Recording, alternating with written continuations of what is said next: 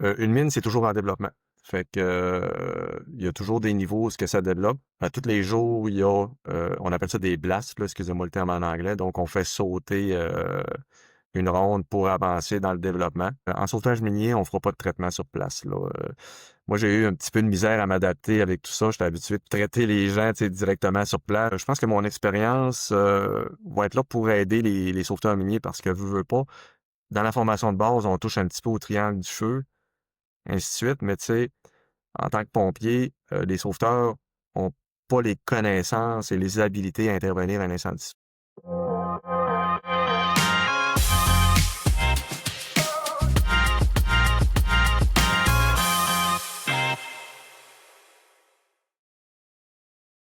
Bonjour tout le monde, bienvenue sur le podcast Paratus, le podcast sur la préparation d'urgence. Aujourd'hui, je suis vraiment content d'avoir avec nous Bernard Otis.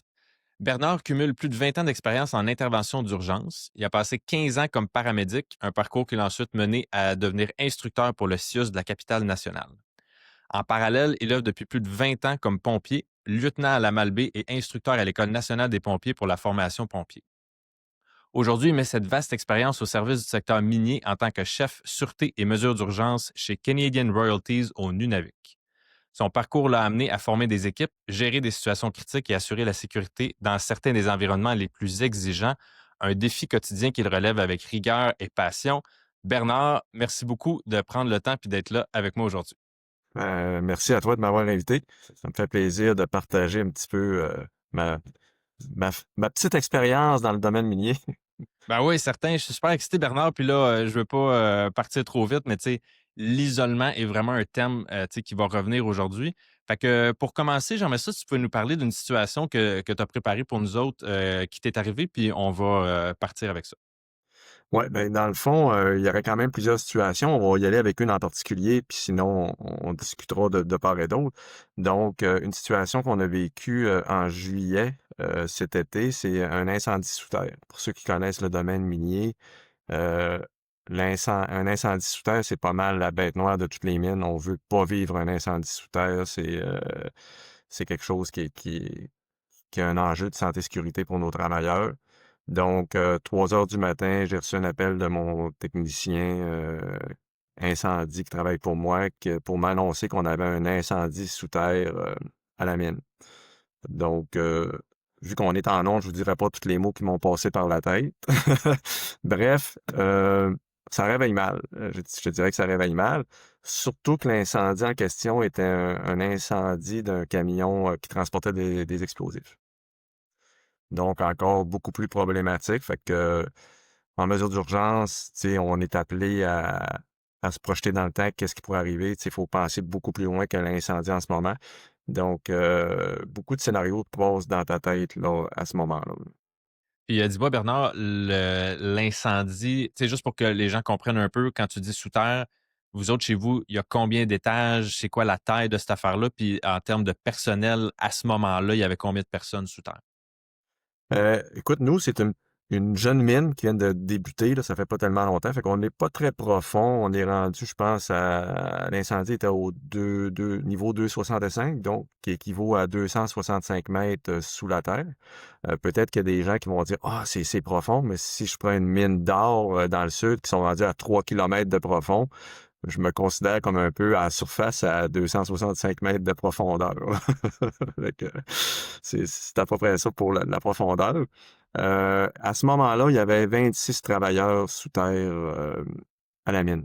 OK. Puis l'incendie s'est déclaré où? Puis tu sais, si tu peux nous partir ça un peu, qu'est-ce qui s'est passé tout de suite après? Dans le fond, une mine, c'est toujours en développement. Fait que, il y a toujours des niveaux où ce que ça développe. À tous les jours, il y a, on appelle ça des blasts, là, excusez-moi le terme en anglais. Donc, on fait sauter une ronde pour avancer dans le développement.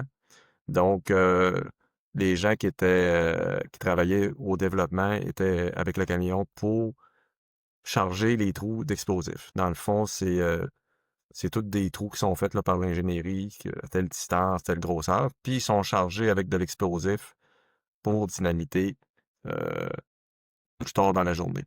Donc, le camion était à ce moment-là, les travailleurs, il y avait 2 travailleurs d'impliqués, étaient en train de charger justement pour le développement en explosif. OK. Puis, là, tu sais, juste pour revenir on parle de sous terre. Tu sais, pour le mettre le monde en contexte, tu sais, il y a de la ventilation là-dedans. Il y a quand même des installations, assez développées, Ouais, ben, on n'est plus, dans les années, où ce qu'il y avait un serin, où ce que les mineurs descendaient avec un serin, puis quand le serin perdait conscience, ben, ça voulait dire faut remonter à la surface. Donc on n'est plus à ce moment-là. Donc oui, il y a vraiment, beaucoup de ventilation. Tu sais, chaque mine a le département d'ingénierie. La plupart des ventilations dans les mines fonctionnent, de la même manière. C'est que la rampe, dans le fond, le chemin pour descendre sous terre, sert d'exhaust. Fait que dans le fond, c'est l'échappement de la mine. Fait que, généralement, les mines fonctionnent tous comme ça. Et aussi, par mesure de sécurité, beaucoup de travailleurs ou les superviseurs ont un détecteur de gaz sur eux. Donc, ils savent en temps réel quel est le niveau d'oxygène, donc c'est quoi le niveau de CO, y a-t-il des gaz explosifs, ainsi de suite. Donc, tout est suivi et à chaque semaine, il y a des relevés de ventilation qui sont faits. Fait qu'il y a des gens qui vont aller inspecter toutes les conduits de ventilation, les CFM qui vont être, disponibles et ainsi de suite, là. C'est vraiment il y a vraiment une rigueur dans tout ça parce que c'est vraiment la santé et sécurité des gens là qui sont importants sous terre, là. ouais, fait que là, s'il y a un incendie qui prend sous terre, puis qu'il y a de la ventilation, comment ça fonctionne? Tu sais, la ventilation peut amener de l'oxygène de façon continue à ce feu-là, puis que là, les flammes restent prises en dedans? Comment ça marche, C'est une très bonne question. Donc, qu'on si on compare avec un feu de maison, donc un feu de maison, on veut vraiment, contrôler notre ventilation. Fait que souvent les termes, là, on va utiliser le flow pad dans le domaine de l'incendie, les écoles de formation, il faut vraiment diminuer l'apport d'oxygène. Mais sous terre, on peut pas diminuer l'apport d'oxygène. On peut pas arrêter la ventilation. Donc, si on arrête la ventilation, on expose nos travailleurs au danger. Donc, si j'ai des travailleurs qui sont pris en arrière du feu, donc avec la ventilation, ils vont être protégés, ils n'auront pas de fumée ou de gaz, ainsi de suite. Tandis que si j'arrête ma ventilation, là, j'expose mes travailleurs avec de la fumée, des gaz toxiques, n'importe quoi. Fait que c'est important. Pour ça, les mines, c'est vraiment différent avec un incendie de construction résidentielle. Là, c'est complètement différent. C'est pas la même game. Fait que oui, on apporte beaucoup d'oxygène, donc l'incendie va être probablement beaucoup plus violent. Personnellement, j'en ai jamais vu là, sous terre, mais avec les rapports qu'on a, les autres mines, ceux qui ont eu des accidents, normalement, un incendie, ça brûle quand même assez rapidement, là, parce qu'on lui donne toujours de l'oxygène. Puis comme je disais, vu que notre rampe d'accès est le tuyau d'échappement, dans le fond, fait que la fumée va sortir, va se dégager par vraiment la rampe d'accès. Ça va être un bon indicateur, dans le fond, de voir quelle est l'ampleur de l'incendie à la surface parce qu'on voit la fumée sortir de notre rampe.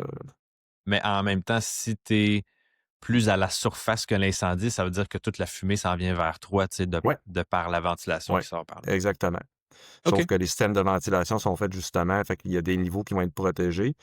Quand on regarde un plan de la mine, sur le plan, on a tout, dans le fond, les détails de la ventilation. Fait que, on est capable de savoir où est-ce que la fumée va se diriger ou non, ainsi de suite, là. Fait qu'on pourrait aider les travailleurs là, à se diriger adéquatement avec ça, là. Ah oui, OK, super intéressant.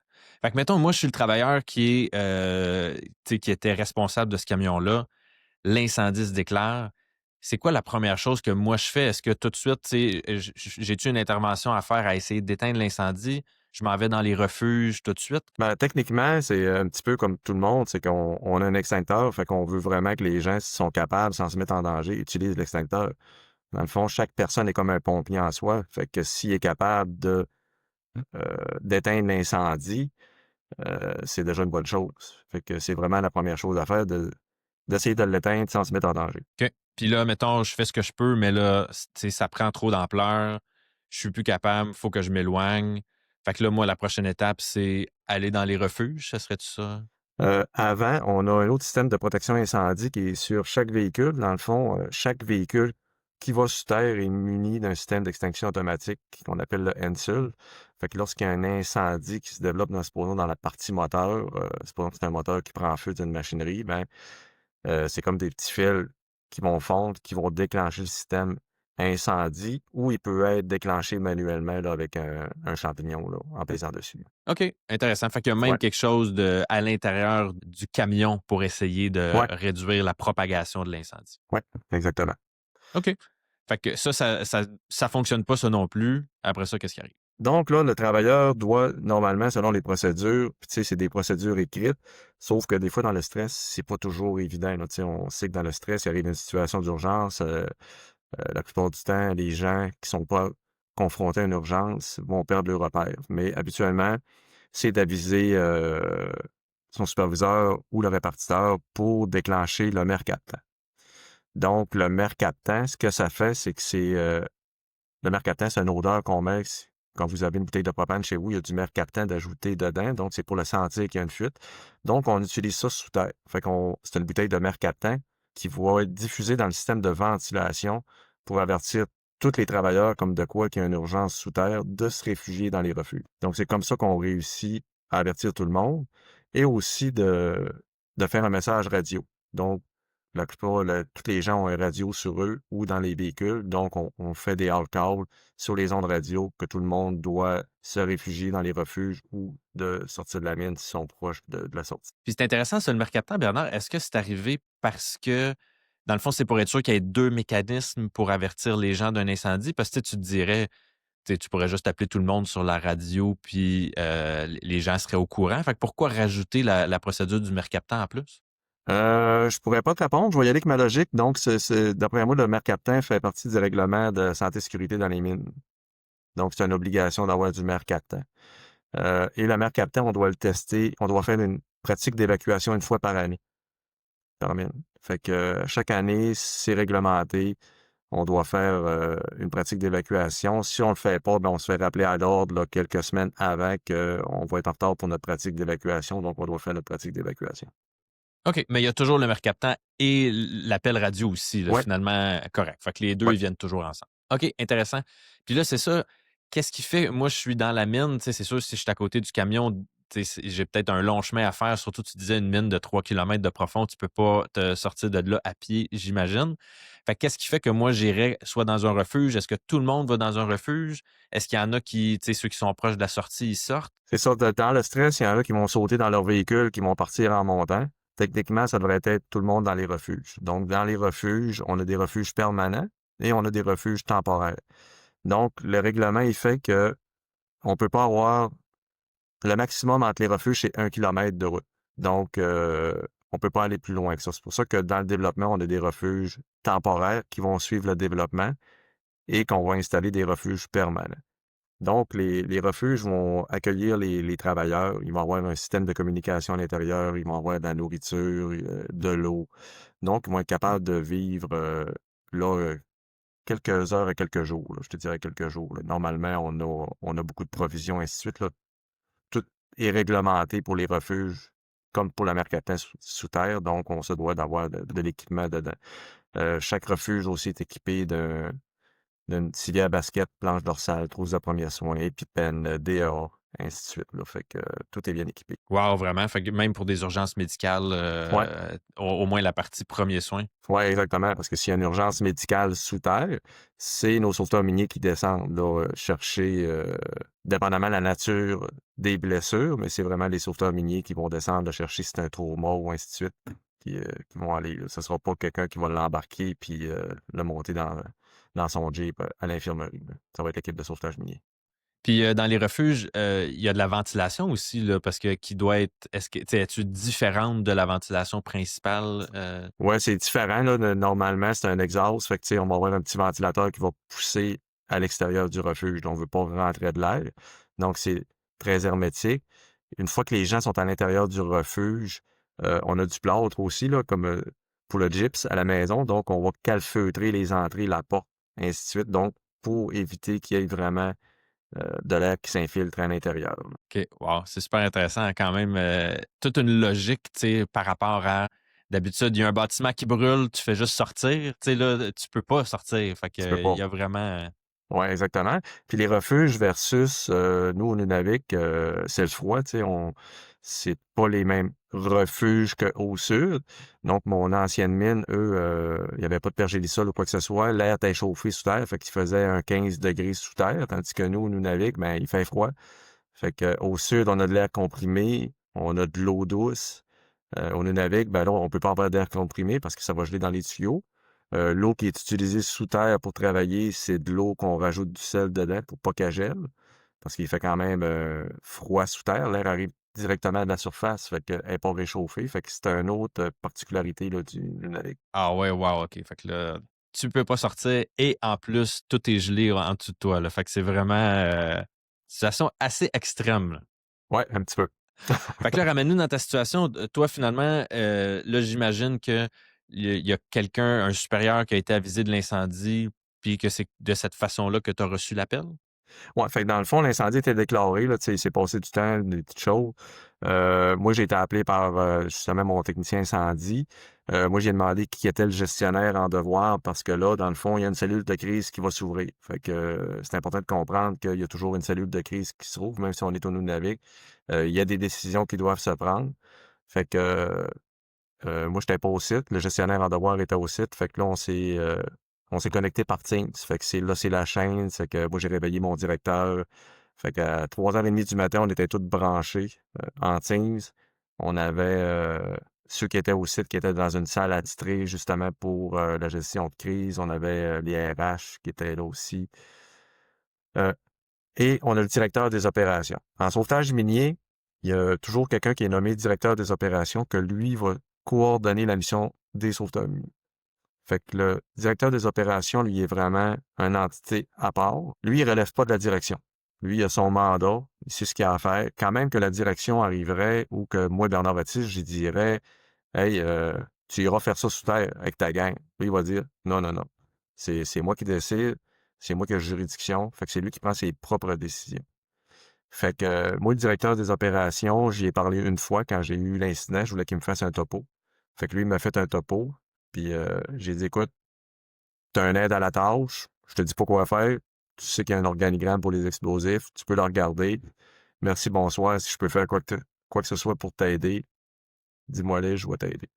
Fait que c'est comme ça qu'on a fonctionné là, pour le début. C'est vraiment intéressant que cette personne-là, son rôle soit détaché, puis j'imagine que ça aide clairement à prendre les décisions en fonction de la sécurité et pas nécessairement en fonction des intérêts de quelqu'un d'autre ou tu sais. Ouais, exactement. Tu sais, on s'entend qu'on est une entreprise, puis chaque entreprise, c'est pas juste la nôtre, chaque entreprise est là pour faire de l'argent. Là, tu sais, il y a une question monétaire, de production, ainsi de suite. C'est vraiment lorsque la mission est déclenchée, le directeur des opérations est à part, même si, tu sais, ça y prend quand même beaucoup de culot, tu sais, de tenir tête à la direction ou quoi que ce soit, parce que c'est lui qui a ses sauveteurs en priorité. La santé et sécurité de ses sauveteurs est prioritaire, mais ensuite, c'est ceux qui sont dans les refuges ou qui sont pris sous terre là, qui est prioritaire. Là. Fait que la décision il incombe à lui. Là. C'est lui qui porte le fardeau. Ah oui, quand même, c'est intéressant. Fait que là, est-ce que, tu sais, il y a un incendie, la gang de sauveteurs, ils se lancent en bas le plus vite possible, c'est pour aller l'éteindre? Y a-tu comme Non! une différence, tu sais, y a-tu une différence si il y a eu des blessés, il y a pas de blessés, tout le monde est répertorié dans les refuges, tu sais, ça doit être différent la vitesse de l'intervention, selon certains critères? Si je fais un petit retour un petit peu, dans le fond, nous, là-bas, toutes les brigades fonctionnent avec des Padgets. Donc, un petit peu comme un service de pompier temps partiel en ville. Lorsque le Padget sonne, tu t'habilles, tu te rends à la caserne et tu pars pour éteindre ton incendie. Donc, à la mienne, c'est exactement la même chose. Chaque sauveteur ou pompier a un Padget. Donc, lorsque le Padget sonne, ils doivent se rendre directement à la caserne. On a une caserne incendie là, à la mine. Donc, à partir de là, on sait déjà qui est au site, qui est pas au site. On tient une liste à jour de tous nos sauveteurs pompiers. On sait qui a la formation pour être directeur des opérations, aide technique. Donc, une fois que les gens arrivent sur les lieux, le directeur des opérations regarde son équipe, puis il va faire son équipe. Pour descendre sous terre en mission, ça prend 6 sauveteurs miniers. Et on doit avoir 6 sauveteurs en backup. Donc, si notre première équipe a un problème, il faut que la deuxième équipe soit prête à intervenir pour aller chercher notre première équipe. Fait que, contrairement en ville, lorsqu'on a, dans le fond, une mission, c'est long. avant de se préparer, tu sais, il y a beaucoup de vérifications d'équipement parce que là, on s'en va dans un monde inconnu. Si on s'en va justement dans la fumée en reconnaissance ou ainsi de suite, ou dans des gaz toxiques, ça peut être un effondrement, quelque chose, c'est toujours la santé et sécurité de nos sauveteurs. Donc, il y a beaucoup, beaucoup de choses à faire avant de partir en mission. Fait que lui, le directeur des opérations va avoir un checklist à faire, comme son chef de mission va avoir un checklist à faire de son côté. Fait que le directeur des opérations, lui, en premier lieu, va avertir Sauvetage Minier Québec. Il y a un numéro de téléphone, il y a quelqu'un de garde 24 heures sur 24. Il va être épaulé dans sa mission par Sauvetage Minier Québec. Ensuite, depuis des années là, que ça existe, Sauvetage Minier Québec, euh, on a aussi des fiches d'aide à la tâche ou des aides-mémoires avec des calculs de mission. Fait qu'en sauvetage minier, il y a quand même beaucoup, beaucoup de fiches.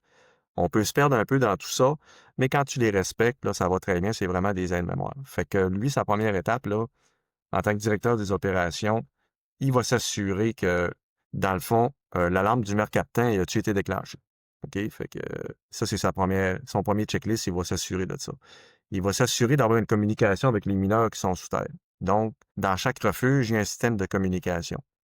Fait que lui, il faut qu'il s'assure de tout ça. Il va s'assurer aussi que le décompte a été fait. Ce qui nous manque, des sauveteurs. C'est ça qui est plus important. S'il nous manque pas de sauveteurs, le stress du directeur des opérations, là, lui, il baisse son stress parce que là, il dit là, j'ai pas de mineurs qui sont pas répertoriés, sont soit dans les refuges, soit sortis. Donc, ça enlève beaucoup de stress dans sa mission là, pour aller sous terre.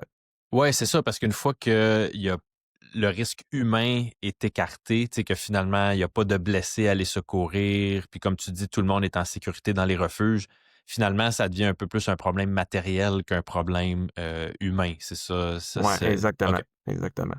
Fait OK. que s'ils sont dans les refuges, ils sont en sécurité. On le sait que dans les refuges, ils sont en sécurité, fait que le stress diminue. Fait que faut comprendre aussi que chaque personne qui descend sous terre, il y a un tableau des badges à la surface. Donc, chaque personne va mettre sa carte d'identité avec un cadenas. Fait que toi, Jean-François, tu pourrais pas arriver et dire couper le cadenas.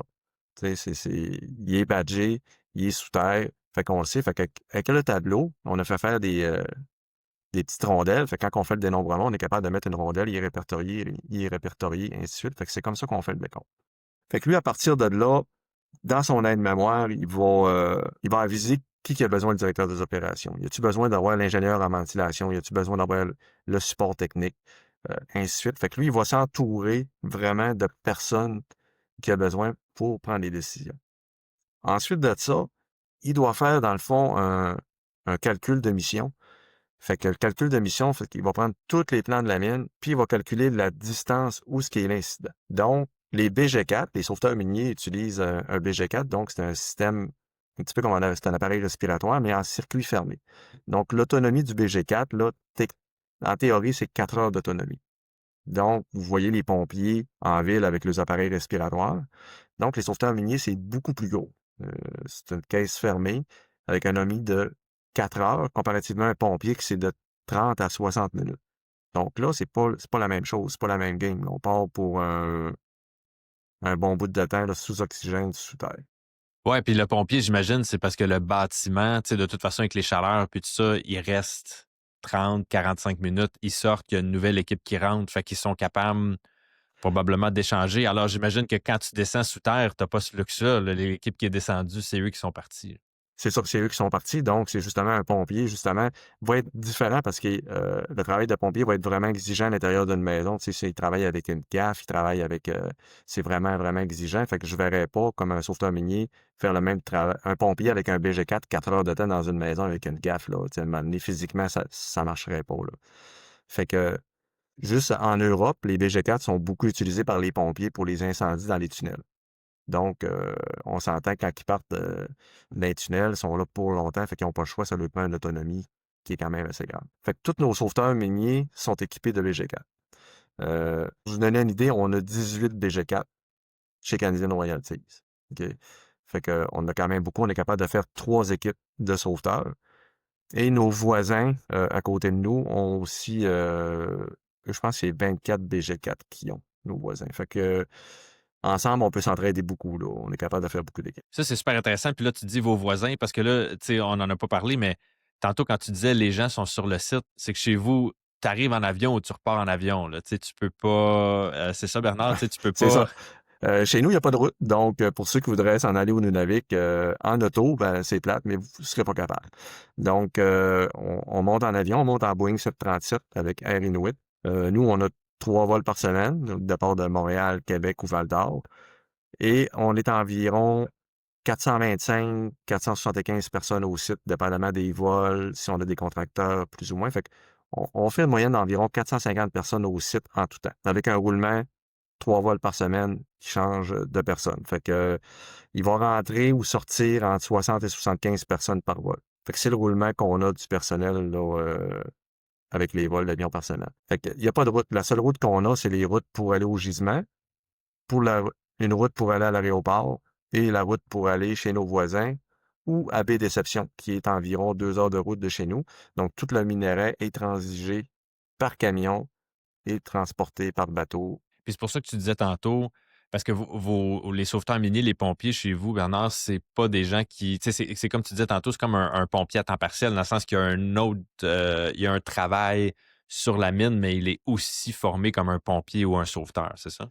Ouais, exactement. Fait que dans le fond, quand on est chanceux, si on a des gens qui sont formés déjà pompiers en ville, qui travaillent, donc qui donnent le nom, c'est le fun. On a des gens qui ont une bonne expérience, qui sont capables de nous aider, nous épauler. Sinon, il faut partir à zéro. Même chose pour le sauvetage minier, ça s'apprend pas à l'école. Donc, pour être sauveteur minier, faut que tu donnes ton nom. Nous autres, on a des gens remplissent un formulaire, on les explique c'est quoi pour être sauveteur minier, il faut quand même pas être claustrophobe parce que, tu sais, on est sous terre, on a un masque d'en face. Dis, je m'en vais dans des lectures de CO de 1200 ppm, 800 ppm, donc le commun des mortels, tu sais, ça passerait pas, là. Fait que, tu sais, il faut... Fait que, mais tu sais, c'est quand même très sécuritaire. Fait que oui, à la base, sauvetage minier, il y a une formation de 3 jours pour devenir sauveteur minier. Fait que ce qu'il faut comprendre, c'est que pour être actif comme sauveteur minier, c'est que ça prend 6 pratiques par année, données par la CNSST, donc Division Sauvetage Minier. C'est les instructeurs qui montent au site minier et qui font les pratiques. Donc, c'est vraiment régi par Sauvetage Minier Québec. Donc, une fois que les personnes ont 6 formations et plus, donc, on dit qu'ils sont actifs. Entre 4, avec 4 et 5 formations, sont comme substituts. Et 3 formations et moins, donc ils peuvent pas participer à aucune mission. Fait que c'est vraiment comme ça que ça fonctionne. Fait que dans les 12 derniers mois, on essaie toujours d'avoir le maximum de gens qui ont 6 formations et plus, là. Puis c'est ça qui est quand même important parce que c'est plus ils pratiquent, plus ils sont actifs, donc plus c'est facile pour eux parce que c'est beaucoup protocolaire, le sauvetage minier, là. C'est vraiment protocolaire. Mais quand même, tu sais, c'est pas ça leur job principal. Tu sais, fait que Fait que, tu sais, les gens ont été embauchés, soit que c'est des mécaniciens, c'est des électriciens, c'est des mineurs. Ça peut être des gens qui travaillent au traitement des eaux.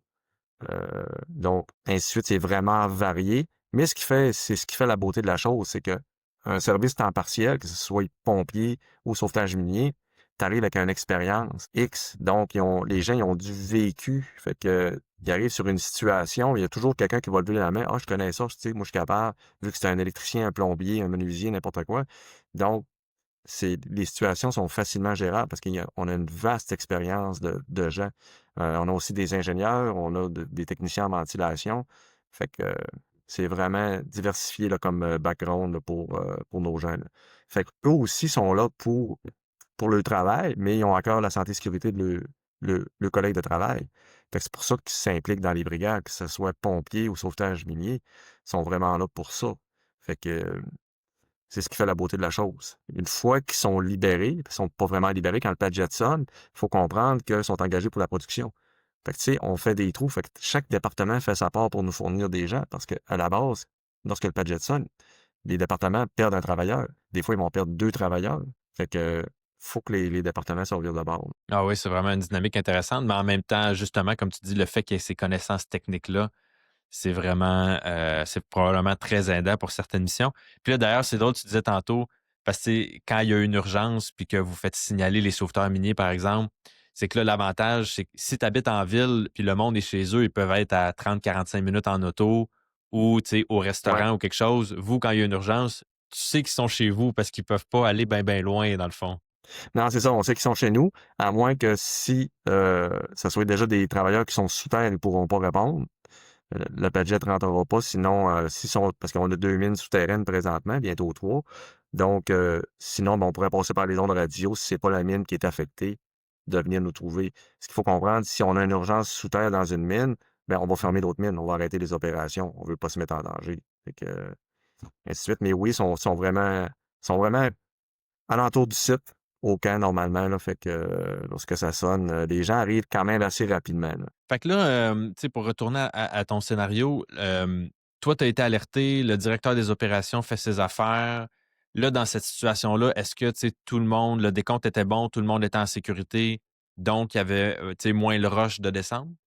Exactement. Fait que là, tout le monde était en sécurité. Fait que le directeur des opérations, lui, ce qu'il fait, c'est qu'il calcule sa mission, calcule la distance qu'il va parcourir en Jeep, euh, quelle consommation d'air que ça va prendre pour se rendre, quelle consommation d'air que ça va prendre pour remonter. Il va définir des tâches. Dans les tâches, à ces gens, il va définir, bon, ben, la tâche va prendre 10 minutes, tu vas consommer tant d'air. Fait que tout est suivi vraiment à la lettre. Puis chaque fois qu'il y a une communication radio avec son chef d'équipe, donc il va toujours prendre une lecture du manomètre, de la pression la plus basse d'un des 6 membres. De l'équipe, là. Fait que dans le fond, la personne qui lui reste le moins d'oxygène dans sa réserve. Exactement. Sous terre, si on a un incendie, les sauveteurs miniers ne sont pas équipés pour combattre un incendie. Les sauveteurs miniers, c'est pas comme peuvent pas être comme un pompier, là, avec, il n'y a pas de bunker, il n'y a pas de, oui, il y a un appareil respiratoire, ils sont protégés, mais contre la chaleur ou la contamination des gaz ou de la fumée, ils sont pas protégés pour un incendie. Bien souvent, ça va être plus de la reconnaissance qu'ils vont aller faire, tu sais, si, c'est-tu vraiment en feu? Bon, ben, c'est pas en feu, c'est dépendamment de l'information qu'ils vont avoir. Le Nunavik, comme je vous disais tantôt, nous, c'est de l'eau salée. Fait que si on veut faire de la mousse pour éteindre un feu, de la mousse, ça se fait pas que de l'eau salée.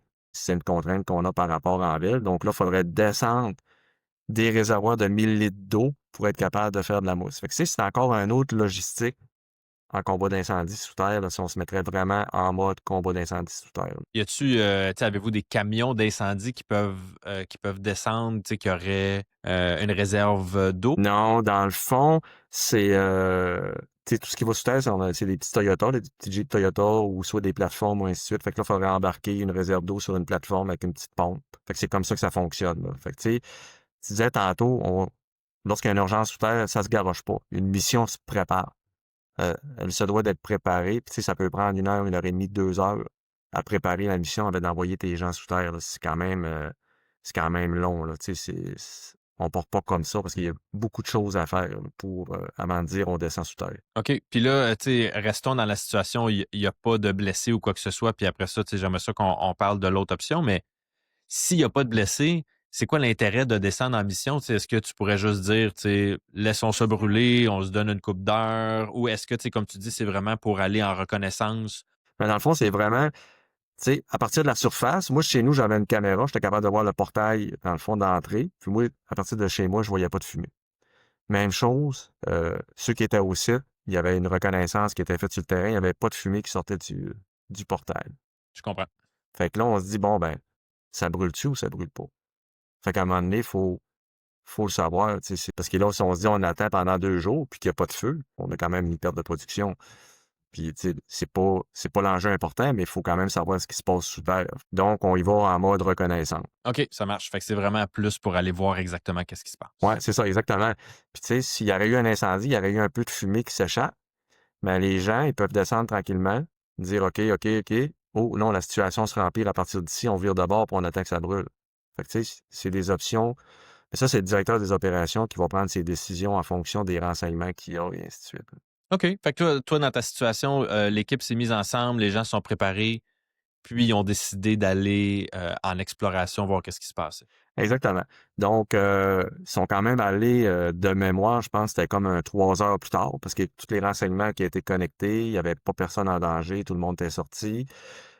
Oui, est-ce que ça brûlait? Ça brûlait pas, mais là, il y a aucune fumée, il n'y a rien d'apparent, il n'y a aucune trace comme de quoi il y a un incendie. Fait que oui, ils ont décidé d'y aller en reconnaissance. OK. Puis, raconte-moi un petit peu comment ça s'est passé, qu'est-ce qu'ils ont trouvé? Ben, dans le fond, À chaque niveau qu'on descend, le directeur des opérations va demander à mettre descendre un test gaz. Fait que, en arrivant au portail à mettre descendre, ils ont des questions à répondre. Donc, y a-t-il de la chaleur? Y a-t-il de la fumée? C'est quoi la visibilité?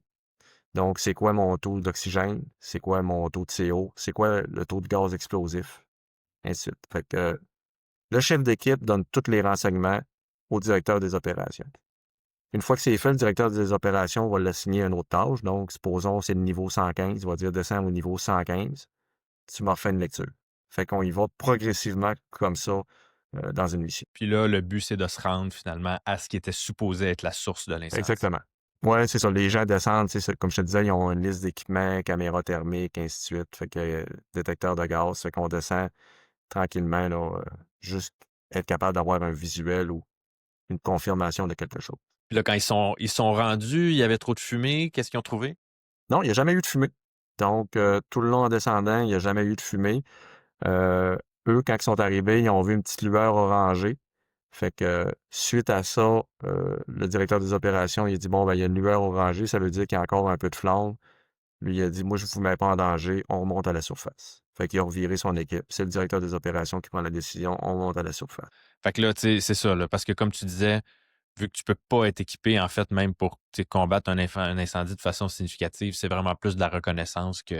Ouais, la reconnaissance, de la protection si on aurait des gens à sauver ou ainsi de suite, tu sais, de faire quelques manœuvres, mais l'équipement nous permet pas de combattre un incendie comme en ville, dans une maison, quoi que ce soit, là. Puis dis-moi, Bernard, si, tu sais, parlons-en maintenant, admettons qu'il y aurait eu quelqu'un qui aurait été exposé à de la fumée puis il est inconscient. Fait que là, clairement, cette personne-là répond pas dans les refuges. Tu sais, on sait pas exactement est où. Peut-être qu'il y a quelqu'un qui a vu la personne s'effondrer, mais que cette autre personne-là est allée dans le refuge. Comment ça change la dynamique? Tu sais, initialement, là, toi, tu reçois l'appel ou le directeur des opérations. Est-ce que ça se met en branle plus vite? Tu sais, comme tu disais tantôt, il y a quand même une limitation à la vitesse à laquelle tu peux quand même aller secourir les gens. Qu'est-ce que ça va changer dans la mission? J'imagine que mes sauveteurs seraient extrêmement stressés de savoir qu'un de leurs collègues serait manquant. Le directeur des opérations, lui, se doit, dans le fond, de prendre tous les renseignements possibles pour savoir la dernière localisation du travailleur. Fait que la mission première des sauveteurs va être de secourir la personne manquante avec les informations qu'ils ont. Fait que ce ne sera pas l'incendie ou quoi que ce soit, c'est vraiment secourir la personne qui est manquante. Donc, les sauveteurs sont formés pour ça. Ils sont vraiment formés pour intervenir avec du matériel. Donc, si la personne serait inconsciente, on appelle ça un curvent. Donc, on est capable de le mettre sous oxygène, de le ventiler. C'est un petit peu aussi comme le respirateur s'il y a une respiration spontanée ou s'il ne respire pas du tout. Donc, les sauveteurs miniers sont tous aptes à utiliser ce matériel de sauvetage-là. Fait que la mission première, c'est vraiment de localiser la personne et de le secourir et de le remonter à la surface. Est-ce que tu pars avec un équipement différent, tu sais, quand tu sais qu'il y a quelqu'un à secourir versus... Non, Oh, c'est toujours le même équipement de base là, qui est normalement là, qui est traîné par les sauveteurs miniers, là. Parce que ça peut être aussi un sauveteur qui a un malaise, tu sais, ou que son BG4 fait défaut, puis il est plus capable de respirer. Fait que on part vraiment avec une liste de matériel.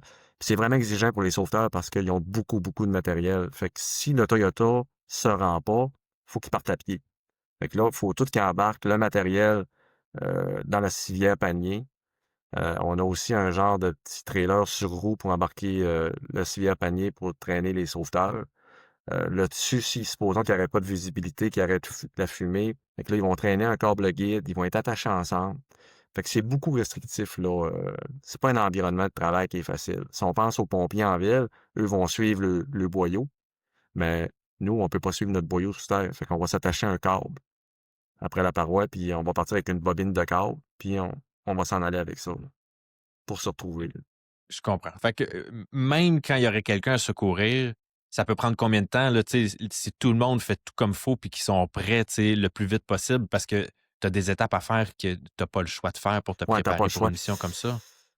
Je pourrais pas te donner en temps parce que, tu sais, chaque directeur des opérations est différent. Chacun a une expérience différente. Chacun maîtrise des éléments différemment. Fait que ça serait difficile.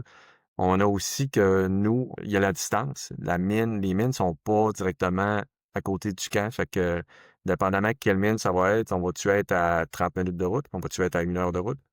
ainsi de suite. On en a une à côté, mais tu sais, elle arrive en fin de vie. Fait que, tu sais, c'est vraiment différent. Si je parle de ce cas-là, on est à 30 minutes environ de route, là. Ah oui, quand même. Fait que tous ces délais-là s'accumulent, là. Ça Ah oui, c'est cumule, intéressant. exactement. Puis quand tu arrives en bas comme équipe de sauveteurs miniers, puis qu'il y a quelqu'un, tu sais, qui est inconscient, qui a été incommodé, qui est blessé, j'imagine que la priorité, c'est de sortir cette personne-là le plus rapidement possible. Tu sais, fait que ça doit Ouais. être beaucoup plus de ramassons-le et éloignons-le de ce qui se passe, plus que faisons des traitements sur place. Exactement. Donc, en sauvetage minier, on fera pas de traitement sur place, là. Moi, j'ai eu un petit peu de misère à m'adapter avec tout ça. J'étais habitué de traiter les gens, tu sais, directement sur place. On parle d'une hypothermie ou quoi que ce soit, tu sais, le linge humide, de couper les vêtements. J'étais habitué, tu sais, j'avais tout le temps mes ciseaux à couper, mais en sauvetage minier, c'est différent. Tu sais, s'il y a une hémorragie, on va la contrôler, ainsi de suite. S'il respire pas, on va le contrôler.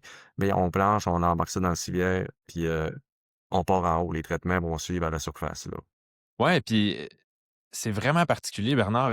Est-ce que, tu sais, dans tout ce que tu as fait, là, tu sais, c'est sûr que les pompiers vont se mettre à risque quand ils vont, tu sais, dans un incendie de bâtiment ou, tu sais, en surface, là, si on peut dire ça comme ça. Ouais. Mais c'est assez particulier que le sauveteur minier, tu sais, il se met quand même en danger quand il va chercher quelqu'un. T'as-tu l'impression dans ton expérience que c'est quelque chose de complètement différent de ce que tu avais fait avant? Ben, c'est différent, oui, mais tu sais, je serais pas prêt à dire, je dirais que c'est des risques calculés. Un petit peu comme un pompier qui, tu sais, qui rentre dans un bâtiment. Normalement, l'officier commandant, tu sais, il y a une vision globale de la situation. Puis quand il envoie des pompiers à l'intérieur d'un bâtiment, ben, tu sais, oui, il y a des risques, mais normalement, c'est des risques calculés, là. Fait que, c'est la même chose pour le sauvetage minier. Puis, chose qu'on fait, pour les sauveteurs miniers, le chef d'équipe, à chaque fois qu'il se passe une situation, on va demander à son équipe: «Êtes-vous correct? Voulez-vous continuer?» Fait que, tu sais, s'il y en a un qui lève la main, qui dit: «Moi, je me sens pas à l'aise, je me sens pas bien», ben, toute l'équipe va sortir. C'est exactement pour la même chose. Le directeur des opérations, avant d'envoyer son équipe sur terre, va poser les mêmes questions pour être sûr et certain que son équipe est apte à faire le travail. Oui, oui, c'est ça, c'est vraiment intéressant. Fait que c'est drôle que comment est-ce que tu trouves que ton expérience de pompier t'a aidé justement à te préparer pour le sauvetage minier? Y a-tu beaucoup de parallèles que tu as pu faire, entre ces 2 professions-là? Oui, je pense que mon expérience, va être là pour aider les sauveteurs miniers parce que veux pas, dans la formation de base, on touche un petit peu au triangle du feu, ainsi de suite, mais tu sais, en tant que pompier, les sauveteurs ont pas les connaissances et les habilités à intervenir à un incendie sous terre. Mmh. Donc, si je m'explique un petit peu, juste les phénomènes thermiques. Donc, si on parle d'embrasement généralisé, la chaleur, les tourbillons de flammes, ainsi de suite, euh, comme on parlait au début, qu'on a commencé à parler ensemble, la ventilation vient jouer un rôle définitif sur un incendie sous terre. Donc, les gens n'ont pas vraiment l'expérience, ni les connaissances. Tenir une lance, donc juste tenir une lance, comment manœuvrer une lance. Tu sais, en incendie, pour le pompier, ta lance, c'est ta vie. Tu sais, c'est ton outil de travail. Ton boyau, c'est comme si tu partirais à la chasse, pas de fusil. Tu sais, ça fait comme non-sens. Fait que, tu sais, les gens, bien souvent, n'ont jamais touché une lance de leur vie. Fait que, tu sais, c'est d'amener tout ça tranquillement, pas vite dans le processus. Mais comme on parlait tantôt, c'est des gens qui travaillent déjà sur d'autres départements. Fait que c'est ça qui est difficile. Tu sais, moi, j'aimerais ça les former tout le temps, tout le temps, tout le temps. Mais à un moment donné, c'est comme pas possible parce qu'on est là pour une mission. Tu sais, on est là pour, dans le fond, développer la mine, et engendrer des revenus, évidemment. Fait qu'on peut pas tout le temps libérer. Fait qu'il faut jouer avec le fait de libération, production, connaissance, ainsi de suite. Fait que, tu sais, ça se fait pas en claquant des doigts comme ça, là.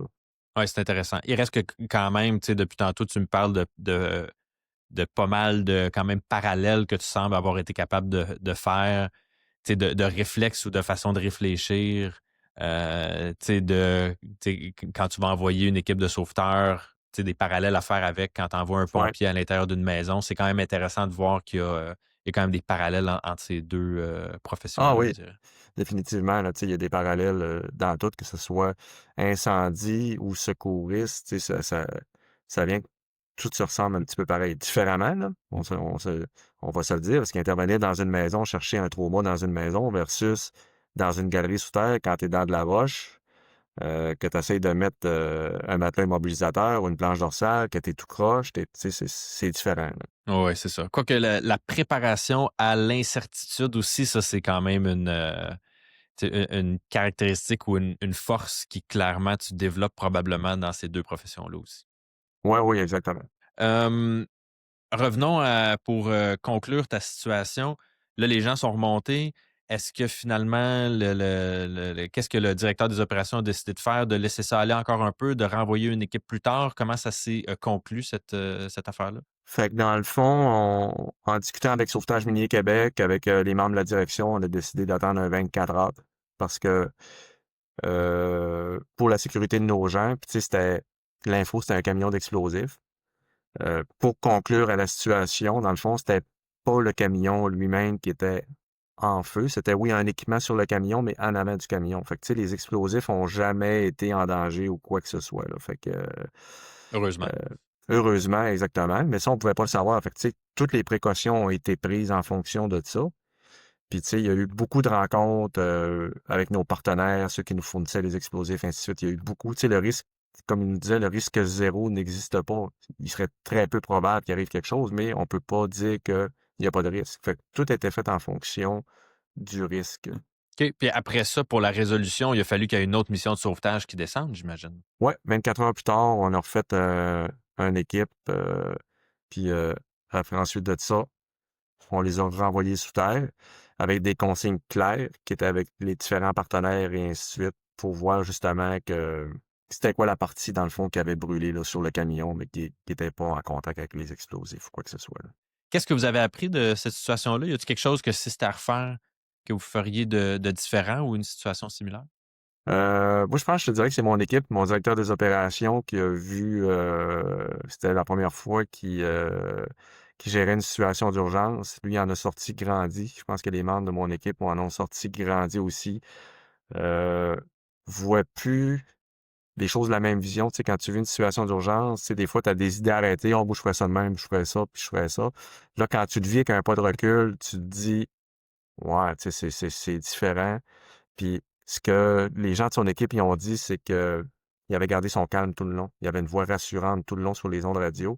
Puis ça, on le dit souvent dans les formations, si vous gardez un ton calme, votre équipe va être calme. Vous stressera pas les gens. Fait que les gens ont vraiment sorti grandi de tout ça, là.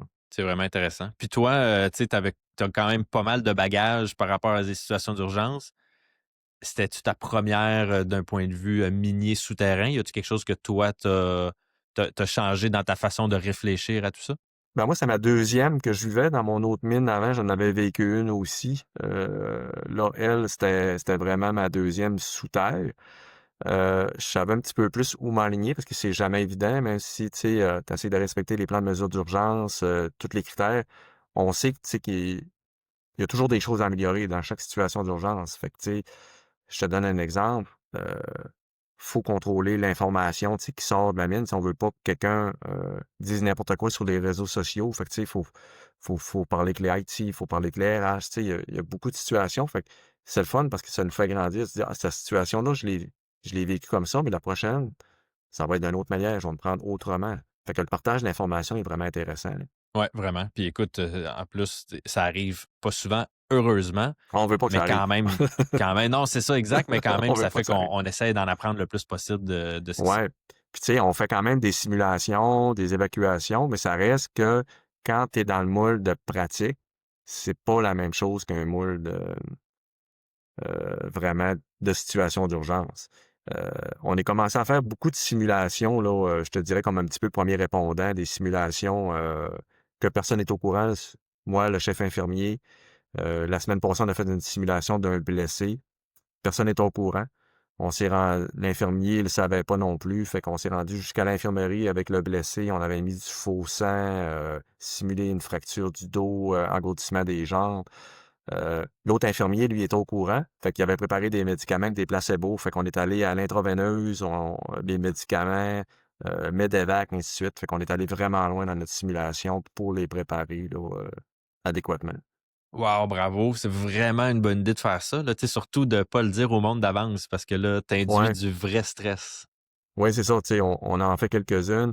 On a fait une aussi en février là, dans la toundra, là, on avait simulé un accident de motoneige, puis notre patiente qui jouait la victime, elle elle faisait même pleurer, là. Fait que, tu sais, mes PR étaient vraiment touchés. C'était une personne qui est respectée à la mienne, fait que elle pleurait là, dans, dans sa simulation. Fait que c'était vraiment drôle, là. Les PR ont vraiment accroché là, que c'était vrai. Là. Puis quand on lui a dit non, c'était une farce, là. C'était une simulation. Ben, tant mieux, c'est vraiment une bonne idée de faire ça. J'imagine que les gens doivent apprécier aussi de le faire parce que, comme tu disais tantôt, tu sais, d'être assis dans une classe puis de le pratiquer sur un mannequin, c'est pas la même chose que tu sais, tu sors sur la toundra, il fait froid, la personne Ouais, est émotive, t'es émotif, c'est quelqu'un que tu connais en plus, tu sais, parce que ouais, c'est ça. vous, c'est tout du monde, fait que c'est vraiment une bonne idée de faire des pratiques comme ça. Ouais, puis tu sais, comme tu dis, on est dans la toundra, il fait froid, mais nous, il fait froid 10 mois par année. Là. Fait que tu sais, la logistique de jouer dehors, elle vient dure. Tu sais, autant que les pompiers, tu sais, on sort avec des boyaux, ben tu sais, t'as une période de temps, c'est difficile de jouer avec l'eau parce que quand il fait -30, -40, tu sortiras pas de ton camion incendie l'année de la formation. Fait que tu donnes de la théorie, de la théorie, de la théorie tout l'hiver, puis on va à un moment donné aller se mettre en pratique là, à l'extérieur. Fait que ça, c'est un autre défi. Pendant les 6 semaines d'été. Ouais, quand on est chanceux. On parlait de simulation, Bernard, j'aimerais ça que tu me glisses un petit mot. Il y a des compétitions de sauvetage minier. Moi, je trouve ça vraiment incroyable que vous fassiez ça. J'aimerais ça que tu m'en parles un petit peu, juste me dire comment ça fonctionne, qui s'embarque là-dedans. Il y a des compétitions comme nationales, internationales. Ouais, ben, dans le fond, moi, j'en ai vécu rien qu'une compétition. Dans le temps, fallait que tu te classes. Fait que c'était les 6 meilleures équipes de toutes les mines sous terre qui se classaient, qui allaient à Val-d'Or. Les compétitions sont toujours à Val-d'Or, organisées par Sauvetage Minier Québec. Donc, les 6 meilleures équipes allaient s'affronter à Val-d'Or. Maintenant, depuis l'année passée ou 2 ans, maintenant, toutes les équipes sont invitées. Donc, qui est quand même assez différent. Donc, pendant une journée complète, c'est des ateliers. Donc, avec les BG4, donc, il va y avoir un atelier de cordage, donc pour faire du sauvetage technique, parce que nos sauveteurs miniers peuvent être sont habilités à faire du sauvetage technique sous terre. Fait qu'il peut y avoir il va y avoir un atelier de cordage, il va y avoir un atelier de premiers soins. Généralement, il y a plusieurs victimes, il y a du triage à faire, des hémorragies, des décès, ainsi de suite. Il y a l'atelier premiers soins, il y a un atelier aussi pour le directeur des opérations tout le long dans tout ça. Différentes missions, ateliers dans la fumée aussi, incendie. Et il y a un atelier pour un mécanicien BG4. Dans le fond, nos BG4, une fois qu'on les a utilisés, il faut qu'ils soient remontés. Donc, on les démonte tous, on les lave et on remonte l'appareil au complet. Et on a des mécaniciens à la mine. Chaque mine a le mécanicien, donc connaissent les machines par cœur, puis qui doivent passer des tests pour que la machine soit apte à retourner, dans le fond, à sa prochaine mission. Fait que ça, c'est des ateliers qui sont quand même le fun, parce que le mécanicien doit savoir sa machine par cœur, doit connaître tous ses tests par cœur. C'est comme si il part avec une feuille blanche au lieu d'avoir la feuille déjà à faire. Fait que c'est vraiment des compétitions. Et à la fin de tout ça, il y a des pointages, il y a un examen théorique aussi. Donc, on doit vraiment étudier le manuel de sauvetage minier, tous des petits détails, là, le nombre de litres que l'oxygène, la machine va donner, combien est-ce qu'on va calculer le nombre de gallons de mousse que ça va prendre dans une galerie versus la quantité d'eau. En tout cas, il y a beaucoup d'études à faire. Puis à la fin de tout ça, il y a une équipe qui va être gagnante sur le total, mais il va y avoir aussi une équipe qui va avoir gagné, supposons, l'atelier premiers soins, l'autre mécanicien VG4. Fait que c'est un gala, c'est vraiment le fun. Puis chaque personne qui participe, dans le fond, viennent des élites en sauvetage minier. Tu sais, c'est des références, les gens, parce que ils sont vraiment grandis. Tout ça aussi, c'est la même chose qu'une mission réelle. Mais là, tu apprends beaucoup plus parce qu'il faut que tu te dépasses, il faut que tu étudies, il faut que tu connaisses ta machine. Fait que c'est de l'entraînement, de l'entraînement, de l'entraînement, de l'entraînement. Fait que c'est vraiment apprécié par les minières. Puis ensuite de ça, il y a la compétition nationale, dans le fond, que les gens vont. Depuis 2 ans, je pense qu'on est représenté, le Québec, là, ils vont. Fait que c'est vraiment le fun, là. L'an passé, ils sont allés en Colombie. Cette année, il y a une autre équipe là, qui y vont. Fait que dans le fond, souvent, les minières vont se regrouper ensemble pour séparer les coûts parce que ça coûte extrêmement cher là, aller faire une compétition à l'international. Là. Fait que, mais c'est une grande expérience aussi là, pour eux. Ah oui, puis j'adore ça, Bernard, parce que tu sais, faire des formations puis des simulations, tu sais, surtout pour des événements qui arrivent pas très fréquemment. Tu sais, pour certaines personnes, des fois, ça peut être plus difficile de se motiver. Mais là, quand tu rajoutes le côté compétition, tu sais, là, il y a beaucoup de monde que ça vient chercher, là, tu sais. Fait que là, tu veux être le meilleur, tu veux étudier, tu veux apprendre, mais là, c'est le fun parce que cet encouragement-là fait que après ça, quand il y a une situation d'urgence, tu es mieux préparé. Fait que moi, j'adore vraiment le principe. Je pense que c'est clairement quelque chose qui devrait être fait dans probablement plus de disciplines, là. Tu sais, moi, j'en ai fait juste une, juste pour te donner mon expérience. C'est après chaque atelier, tu te remets toujours en question. Tu te dis, mon Dieu, on était donc ben poche. Puis là, tu sais, la deuxième atelier qu'on avait fait, il avait simulé un incendie, puis on l'éteignait avec un extincteur. Puis en fin de compte, on secourait notre victime, mais vu qu'on n'avait pas laissé quelqu'un surveiller l'incendie, ils ont réallumé le feu, fait que toute l'équipe est morte. Fait que là, tu te dis, mais on est donc même pas bon, on est tout mort. Tu sais, là, tu viens de démoraliser au bout.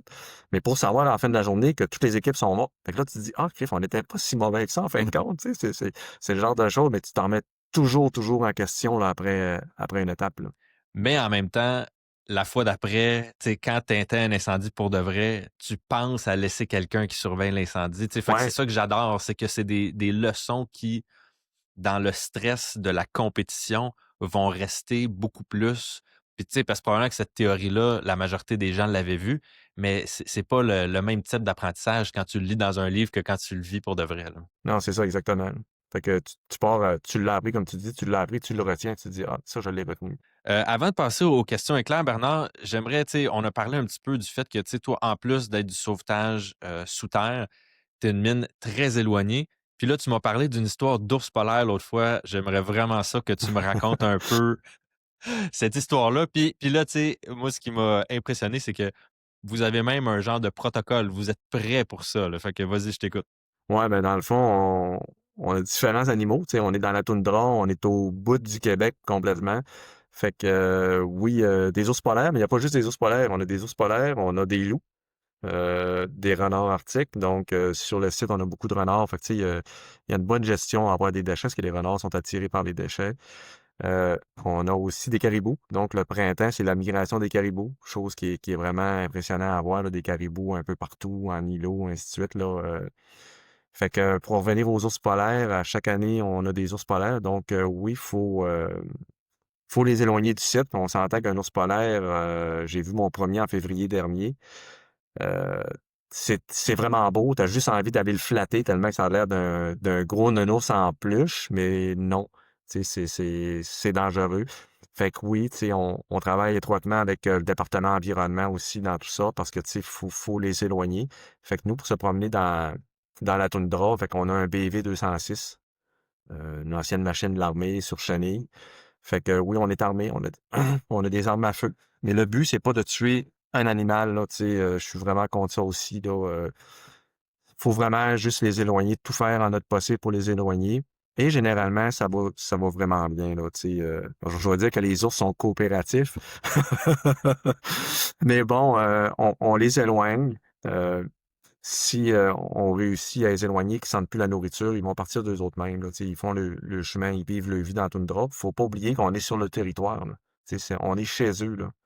Fait que, mais oui, c'est une surveillance accrue des ours parce qu'on a quand même l'équipe d'exploration qui sont dans la toundra, qui sont en motoneige l'hiver, qui sont téléportés l'été. Fait que les gens ont des personnes spécialement qu'on appelle des bear watchers, qui sont des gens qui surveillent la faune en permanence, justement, pour eux, euh, pas qu'il y ait de danger. Fait que oui, on a différents protocoles là, d'effarouchement d'animaux sauvages là, sur le site. C'est vraiment la santé et sécurité de nos gens. Fait que le loup, dernièrement, il était rendu à 4 kilomètres de la mienne. Fait que, on a envoyé une équipe. Il était pas dangereux. Moi, je le suivais en véhicule. Puis c'était un loup solitaire qui vivait sa vie de loup, mais on peut pas le garder proche de nos installations. Fait qu'il faut le repousser. Puis avec notre mine voisine à côté, ben, tu sais, c'est beaucoup le partage d'informations. Fait que si j'ai de quoi, j'avertis mes collègues à côté. Puis on va faire des all calls sur les radios, comme pour un ours polaire, pendant 24 heures de temps. On va faire des all calls sur les ondes radio à toutes les 2 heures, comme de quoi d'être vigilant qu'il y a des ours polaires. Fait que le travail seul est interdit. Il faut qu'il soit à deux. Vérifier l'environnement, et ainsi de suite. Là. Fait que, mais oui, ça fait partie de nos, de nos défis nordiques. J'adore ça. Avoir un protocole, tu sais, de préparation d'urgence pour la faune, c'est vraiment Ouais, c'est ça. C'est différent. c'est particulier. Ouais. Super, Bernard. J'aimerais ça faire quelques questions éclairs pour terminer ça, si c'est correct avec toi. Fait que la première, y a-tu quelque chose, à propos de quoi tu as changé d'avis, dans les 12 derniers mois? Heu, je te dirais plus la résilience. Tu sais, quand on est dans le Nord, c'est vraiment être plus d'être résilient parce que, tu sais, je suis arrivé dans les mines avec une volonté de changement, puis tu sais, tu arrives d'un monde qui est différent, c'est différent de nous. Fait que tu veux changer les choses, mais il faut vraiment expliquer pourquoi il faut changer, pourquoi il faut améliorer. Fait que, tu sais, j'ai pris un petit peu, un petit pas de recul pour être résilient à travers tout ça, pour expliquer c'est quoi les changements, là, ainsi de suite. Fait que c'est vraiment, ça a été plus mon choc culturel, là, à travers tout ça, là. Clairement, ton expérience, qui t'a probablement aidé à gérer tout ça. Qu'est-ce que tu crois que tu as l'impression que les gens autour de toi, peut-être croient moins ou tu sais, qui est quelque chose de différent, selon toi? Ben, c'est différent dans la ville, tu sais, on parle avec les gens, tu sais, qui connaissent pas ça, puis c'est normal, les gens connaissent pas c'est quoi la réalité du Nord, tu sais. Juste pour un incendie, moi, j'ai pas de borne fontaine, là. Tu sais, si j'ai un incendie sur une installation ou quoi que ce soit, j'ai une demi-heure de route à faire, bon, ben, je vais-tu intervenir, j'interviens-tu pas? Si j'interviens, ben, je vais, dégarnir je protégerai plus mon site principal, ainsi de suite. Fait que, tu sais, c'est une autre logistique, d'autres champs, que la vision des gens du Sud comprennent pas. C'est comme, l'été, moi, je pars avec mon manteau d'hiver, tu sais, on a une procédure qu'à partir du, je pense que c'est fin septembre qu'on part habillé en hiver. Mais tu sais, je pars de Québec, il fait 30 degrés. Je pars avec ma tuque, mon manteau, mes bottes d'un pied. Là, le monde doit le dire, tu sais, ils s'en vont où à l'aéroport? Mais parce qu'on s'en va d'une autre réalité, il fait -5 en haut. Tu sais, Fait que les gens comprennent pas tout ça vraiment là, quand on parle avec les gens. Il faut les expliquer, puis c'est normal. Là, c'est un autre monde là-bas. Là. On est comme sur une autre planète. Là. Le Père Noël passe par là. Je le vois avant vous autres, le Père Noël. C'est ça. Puis toi, quand tu parles du Nord, on parle pas de Saint-Jérôme, là. Tu sais, c'est vraiment, Non, le c'est Nord, vraiment. là. Fait que Fait que c'est ça qui est vraiment. quand on prend la carte du Québec puis qu'on regarde la pointe au bout, ben on est là, tu sais. On est Oh deux oui, mines là-bas, tout seul perdu avec des villages alentours. Il n'y a aucune route. Tu sais, les villages sont desservis par avion ou en bateau l'été ou en motoneige l'hiver. Tu sais, il n'y a pas, il y a rien d'autre. oh, une réalité complètement différente. Quelle question, Bernard, justement, qu'on te pose jamais, que tu as l'impression qu'on devrait te poser plus souvent? Euh, je te dirais, comment est-ce que je me sens à travers tout ça? Je pense qu'il y a des gens savent pas, mais tu sais, en s'occupant des mesures d'urgence, on a le bien-être de nos collègues de travail, puis tu sais, on se met une certaine pression à travers tout ça. J'ai quand même des bons collègues, j'ai une bonne équipe de travail. Mes brigades, je suis fier de mes brigades, mais tu sais, on se met beaucoup de pression. Fait que tu sais, des fois, c'est juste poser la question comment ça va, tu sais, tu te sens-tu bien à travers tout ça? Des fois, tu sais, ça ferait comme libérer un petit peu le poids, mais oui, en tant que mesure d'urgence, je pense qu'on se met beaucoup de pression à travers tout ça, là. C'est le genre de questions que j'ai pas souvent. Ouais, puis surtout le fait, en tout cas, moi, je suis très impressionné, tu sais, vous devez vous autogérer, tu sais, finalement. Fait que tu es Ouais, responsable autant de s'il arrive quelque chose, de la sécurité du monde. C'est les gens qui sont là qui interviennent, mais qui se mettent en danger eux-mêmes en intervenant. Fait que, en effet, ça fait beaucoup de pression sur la gestion de ces activités-là. ouais, c'est ça, tu sais, c'est la gestion. Puis juste parler un petit peu du volet santé. Tu sais, on a quand même une grosse infirmerie. On a, tu sais, c'est tous des infirmiers avec un rôle élargi. On a un médecin qui s'occupe de nous. Mais ça reste qu'on est loin. Tu sais, on a une blessure, ça prend une évacuation médicale. Mais pour ton évacuation médicale, il faut qu'il fasse beau, il faut que ton avion soit capable de rentrer pour venir chercher ton blessé. Si on est en temps de blizzard pendant 3 jours, ou est-ce qu'on a des cordes pour se promener entre les bâtiments à l'extérieur, t'es blessé longtemps. Mais ça fait partie du risque. On fait le choix d'aller travailler dans ces endroits-là, ben, on vit avec un certain risque aussi. Puis en terminant, Bernard, qu'est-ce qui te rend optimiste pour le court moyen terme, tu sais, soit, personnellement ou professionnellement? Ben, je suis optimiste parce que, la volonté de changement, je pense que, ma direction, volonté dans tout ça, on est en train de remettre en place un plan de mesures d'urgence avec des risques définis, ainsi de suite, fait qu'il y a beaucoup de choses à revoir. Il y a des beaux projets en discussion avec des partenaires externes aussi, fait que, je suis très optimiste pour l'avenir. Puis moi, ben, je grandis dans tout ça, là, c'est une expérience hors du commun là, que je pourrais pas vivre au sud. Là, tu sais, quand je parle au sud, en ville, parce que tu sais, souvent en ville, c'est différent. Il y a des belles carrières en ville. Si je prends au gouvernement du Québec, ça te prend un bac pour rentrer au gouvernement pour faire le même travail que je fais, sauf que là, tu sais, je le fais pour une compagnie privée dans le Nord. Puis Je sors avec une expérience extrêmement grandie de tout ça, là, avec un bagage professionnel énorme. Puis en mesure d'urgence, on n'est pas beaucoup de monde dans les mines. Tu sais, chaque mine ont 1 ou 2 personnes en mesure d'urgence avec une petite équipe.